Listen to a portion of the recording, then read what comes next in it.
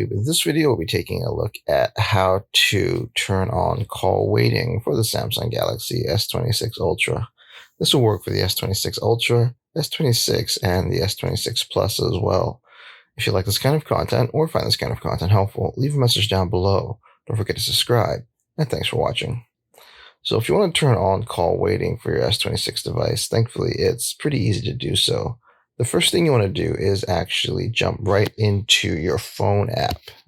Once you're in your phone app, you want to hit the three dots button at the top right of the screen there, and then you want to look for your settings. From the call settings menu, you want to scroll down and you want to look for supplementary services.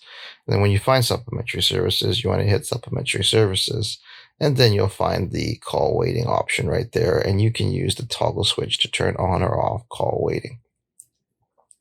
And there you have it, everyone. Just a quick tip on how to turn on call waiting for the Samsung Galaxy S26 series of phones. If you like this kind of content or find this kind of content helpful, leave a message down below. Don't forget to subscribe, and thanks for watching.